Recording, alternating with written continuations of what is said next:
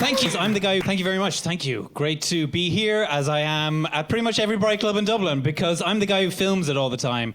And they decided to, well, you know, why don't you get up and talk? And I said, okay. And this is how that's going to work. Okay, great. I'm going to start with a little experiment. So could you just give me a number? Okay, this is very easy. Give me a number between 1 and 10,000. 90, 90, okay? Keeping it small, great. Could you give me a number between 1 and 10,000?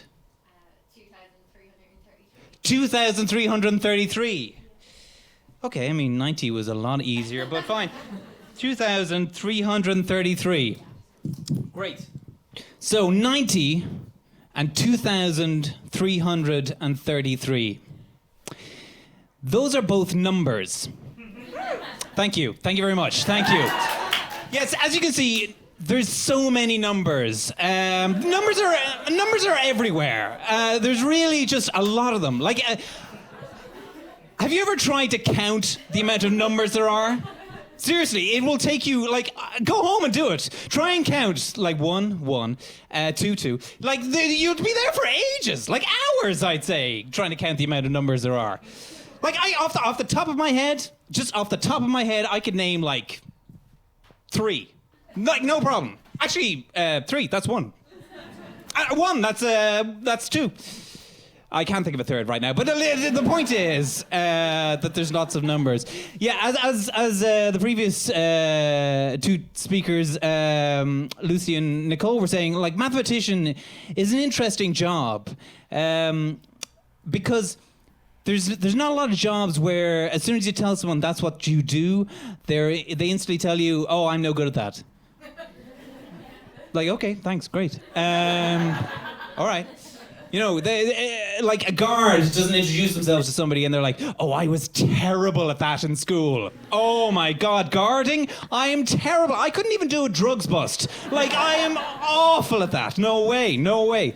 But there's also, I think there's no follow-up then. You know, like, if somebody's like a doctor, they tell somebody they're a doctor, they'll be like, oh, actually, I have a pain in my, I have a head, in my head there's like a fire and I don't know what that is.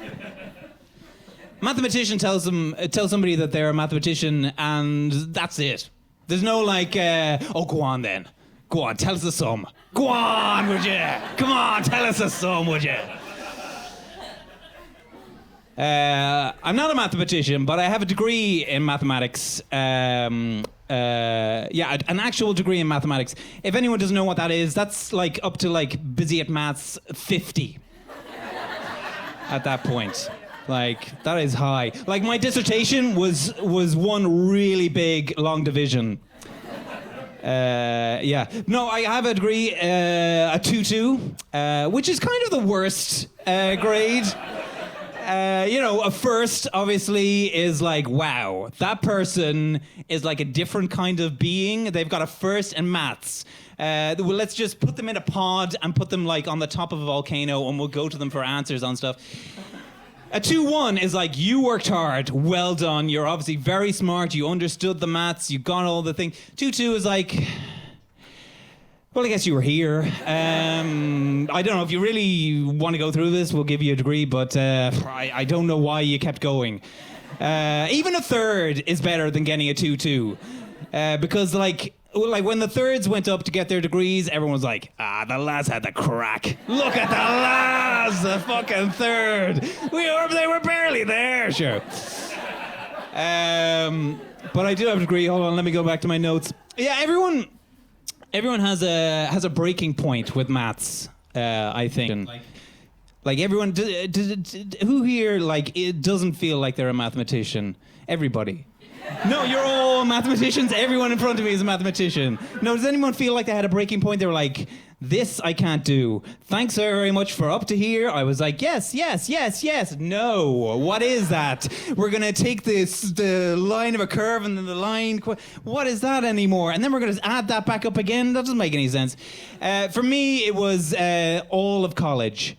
That was my breaking point. Maths in primary school is numbers, and then secondary is letters. In third level, it's words. Like, there's just like paragraphs of words, and you have to memorize them, and that's maths at that point. But where else are we? Oh yeah, who here? Does anybody here have kids? Yeah. So, whoever that voice was that yourself? How many kids have you got? One. Numbers are everywhere. Thank you. No, if your kids are asking, like, what's the point of maths? Like, why are we doing this? Do we ever need this in when you're an adult in the outside world? What is the point of maths? That's the common question. Here's the answer. I'm going to give you the answer, okay, for your kids. Maths is squats.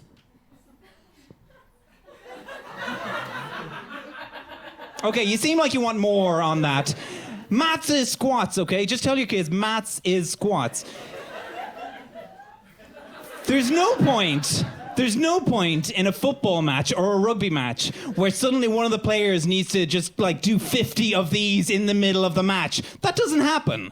Similarly, maths, okay, you're not going to need to differentiate a hell of a lot in an adult life, but it's working this muscle, okay? Maths is squats. You're working out your muscle. For example, a friend of mine was boiling spaghetti. And he was like, I can never remember how to tell if it's done. Does that mean, because like, I know you're supposed to throw it at the wall, but I can't remember if it sticks, does that mean it's done? Or if it doesn't stick, does that mean it's done? And I said to him, well, why don't you try throwing a completely uncooked piece of spaghetti against the wall and see what happens? It won't stick. That's maths. I'm putting 0 into the equation and seeing what happens, and that'll give you an idea of what's going on later. Makes sense to me. Okay. You, sir? What's your favorite number? 7. Interesting. I mean, a lot of people say 7. Follow-up question. Why do you have a favorite number? I mean, what is that about? Why do people have favorite numbers? I'm going to presume most people in the room would have said 7. We're not going to just single you out. Why do people have favorite numbers, okay? It depends on the situation. What number you need. How much tax do you want to pay? 7. Great. That's a great answer. 7, I'll pay 7. Not very good for, civic duty and stuff, but still, it's good for your own finances. How many hours do you want to live? 7. That's not such a great answer, okay? It depends on the situation. Like if your lucky number is 7, like your favorite number is 7, are you just happy with the number 7? Whatever it is, like, oh, give me 7 of anything. And I am happy. Just like 7 rats. And I could sit and watch them all day. 6 rats, I'd hate it. It'd be a horrible situation, but 7 rats. And I am as happy as a pig in muck. Any of the mathematicians here, I'm just talking fast because I don't know how much time I have. Any of the mathematicians here know of the 1550 problem? The 1550 problem. There's a lot of problems in maths and some of them are unsolved. The 1550 problem, does anybody know that? Any of the non-mathematicians know the 1550 problem? No, doesn't seem like it. Well, you should do, because the 1550 problem is that you cannot tell the difference between the word 15 and 50. They sound so fucking similar. Why have we not sorted this out? Like, how, when they were naming numbers, did they just decide, well, let's just leave them at the same thing? Like, that is practically the same. Yeah, like, I like to picture, here's a little fun sketch for you. I like to picture, it might be fun, it might be not. Them coming up with the names for numbers, and they were like, okay, what do you want to call 10 plus 5? Well, we want to get the 5 in there, and we want to get the 10 in there, just so we know what we're talking about. So let's say 5, 10, 5, 10, 5, 10, 15, 5, 10, 5, 10, 15, 15. Let's call it 15. Okay, I don't know why that's your system for coming up with the names of numbers, but Grant, what do you want to call 5 times 10? Well, we want to get the 5 in there. And we want to get the 10 in there. So like 5, 10, 5, 10, 5, 5, 50, 50, 50. Let's call it 50. This, okay, for the mathematicians in the room, please sort out the 1550 problem. Okay, that's tomorrow. First thing you do. This is up to you to solve this. These numbers sound exactly the same. We're always like 1-5 or 5-0. What did you say?